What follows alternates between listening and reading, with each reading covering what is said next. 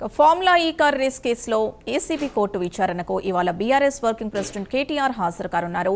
నార్సింగ్లోని తన నివాసం నుంచి కోర్టుకు బయలుదేరి 10 గంటలకు నాంపల్లి కోర్టు ఎదుట విచారణ ఎదుర్కొనున్నారు. ఫార్ములా ఈ కార్ రేస్తో హెచ్ఎండీఏకు 54.88 కోట్ల నష్టం జరిగిందని ఏసీబీ ఛార్జ్షీట్ వేయగా ఈ కేసులో కేటీఆర్, అరవింద్ కుమార్, బీఎల్ఎన్ రెడ్డితో పాటు ఎఫ్ఈఓ కంపెనీని నిందితులుగా ఉన్నారు. ఇక కోర్టు విచారణ అనంతరం కేటీఆర్ నర్సింపేటకు వెళ్లి నల్లబెల్లిలో పెద్ది సుదర్శన్ రెడ్డి అంత్యక్రియల్లో పాల్గొంటారు. మరింత సమాచారం మా కరెస్పాండెంట్ చందు అందిస్తారు. చందు,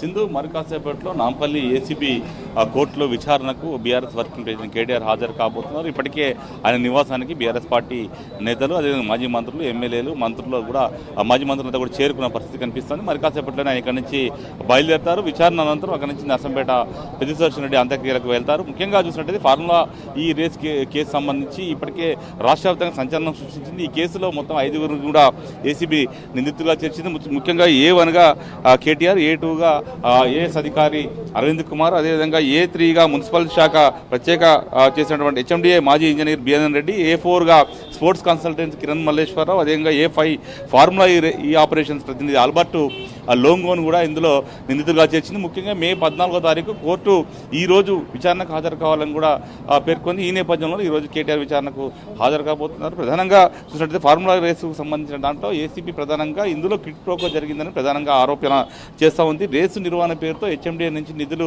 అడ్డగోలుగా ఖర్చు పెట్టారు. ముఖ్యంగా 55 కోట్ల రూపాయలు క్యాబినెట్ అప్రూవల్ లేకుండా ఖర్చు పెట్టారని ప్రధానంగా ఆరోపిస్తున్న విషయాన్ని, అది దీన్ని కేటీఆర్ అయితే తీవ్రంగా వ్యతిరేకిస్తున్నారు. ముఖ్యంగా హైదరాబాద్ నగరాన్ని గ్లోబల్ నగరంగా విస్తరించేందుకు భాగంగానే ఈ రేసు నిర్వహించాం, అంతర్జాతీయంగా గుర్తింపు తేవడానికి ఈ రేసును తీసుకొచ్చాం తప్ప ఇందులో ఎలాంటి అవినీతి జరగలేదు, కావాలని ఈ కేసును తనపై పెట్టారనేటువంటి వాదనను కూడా కేటీఆర్ పదే వినిపించిన పరిస్థితి మనకు కనిపించింది. ముఖ్యంగా చూసినట్టయితే ఈ రేసు ఏదైతే ఒప్పందం చేసుకునే ముందు క్యాబినెట్ ఆమోదం చేసుకోలేదు. ముఖ్యంగా క్యాబినెట్ రూల్స్ పక్కన పెట్టి డబ్బులు ఇచ్చారని కూడా ఏసీబీ ఆరోపిస్తున్న పరిస్థితుల్లో మొత్తంగా ఈ కేసు సంబంధించి విచారణ అయితే సుదీర్ఘంగా కొనసాగుతుంది. ఈరోజు కేటీఆర్ కోర్టుకు హాజరవుతారు. కోర్టులో ఏమడుగుతారు, కోర్టు ఏమడుతుంది, ముఖ్యంగా ఏసీబీ ఎలాంటి సాక్ష్యాలు ముందు పెడుతుంది అనేది మాత్రం చూడాల్సి ఉంది. ఇప్పటికే కేటీఆర్ నివాసానికి అయితే పెద్ద సంఖ్యలో నాయకులు అయితే చేరుకుంటున్నారు. మరి కాసేపు